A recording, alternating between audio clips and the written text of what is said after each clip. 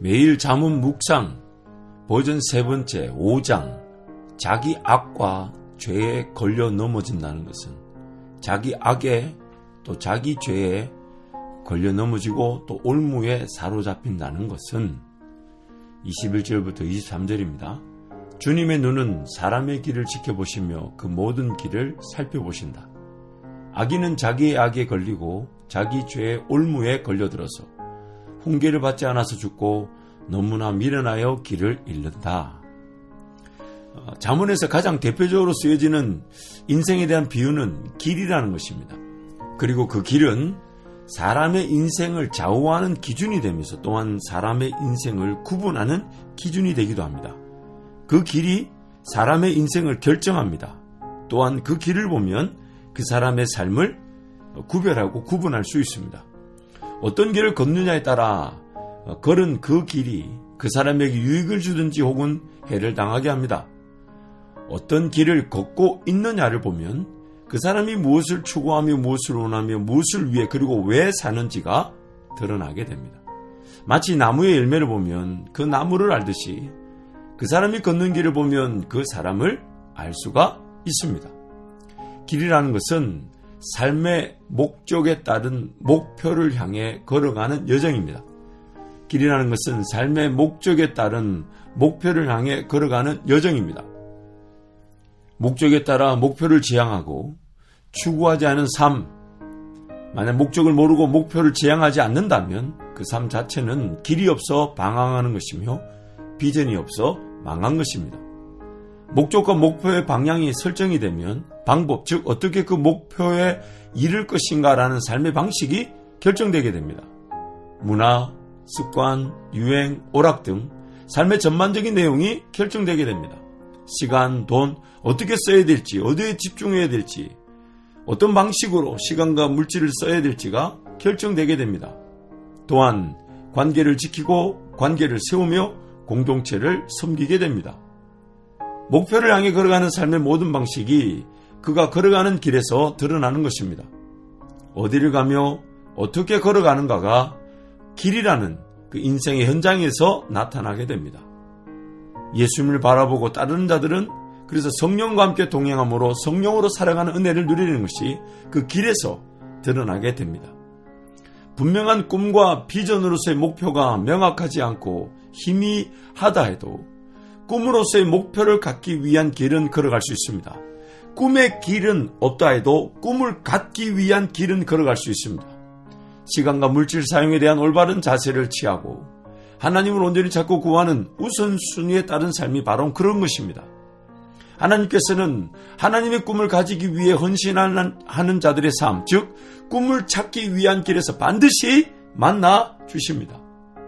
그래서 꿈은요, 꿈이 없는 시기가 있을 수 있어요. 특히 어린 시절 인생이라는 걸 잘 모르고 성장하고 성숙하는 자녀들에게 꿈 있을 수도 있고 없을 수도 있어요. 그러나 더 큰 문제는 꿈을 찾기 위한 길에 들어서지 않는 것입니다. 꿈을 찾기 위한 길. 그래서 오늘 내 삶에 정말 하나님의 꿈과 하나님의 비전을 알고 싶다면, 그렇다면 오늘 나는 꿈의 길을 걸어가지 못해도 꿈을 찾기 위한 길을 걸어갈 수 있습니다. 그 은혜가 바로 준비되어져 있죠.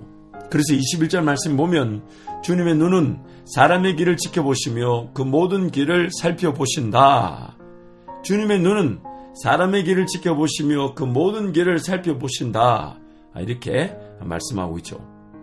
하지만 만약 하나님께서 우리의 인생길을 지켜보신다는 것을 알지 못하고 결국 자기가 하고 싶은 대로 자기 마음대로 살아가고 길을 걸어가 버리는 것이 안타까움입니다. 어디를 향해 가는지 모른 채 걸어갑니다. 지금 하고 있는 일 왜 해야 하는지보다 당장 살아야 한다는 부담으로 살고 걸어갑니다. 목표가 없어도 살아야 합니다.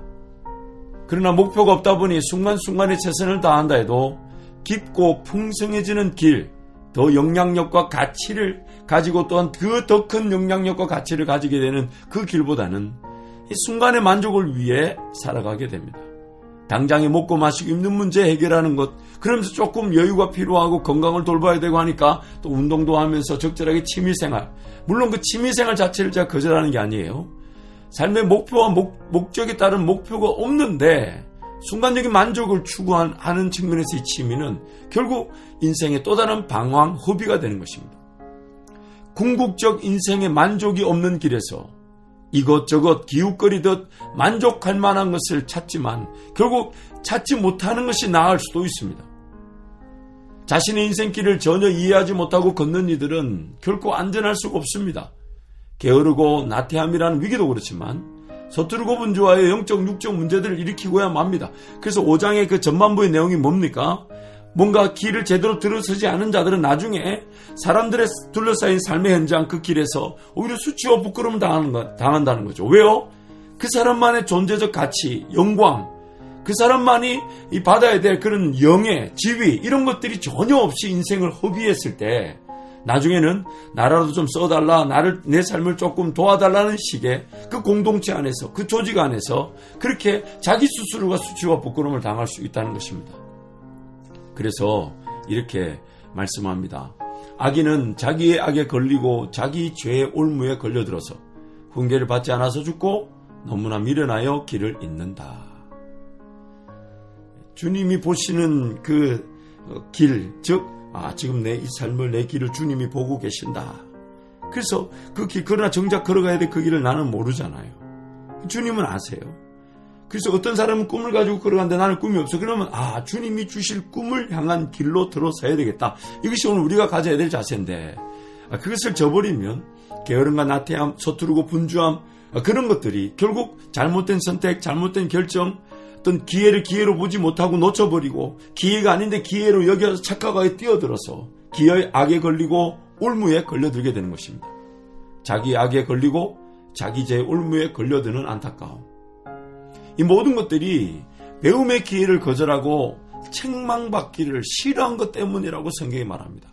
훈계를 받지 않아서 죽고 너무나 미련하여 길을 잃는다.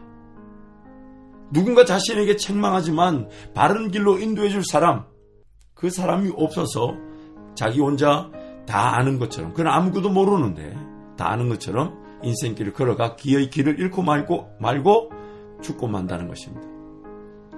배움과 훈계가 없는 인생, 미련하여 길을 잃어버리게 됩니다. 그래서 오늘 또 우리는 배우고 확신한 일에 거해야 되며 성령께서 끊임없이 우리를 가르쳐주고 하시고, 왜냐하면 모든 성경은 하나님의 감동으로 된 것으로 교훈과 책망과 및 바르게 함과 의로 교육하기에 유익하다 그랬어요. 교훈과 가르쳐주죠. 책망과 고쳐주죠.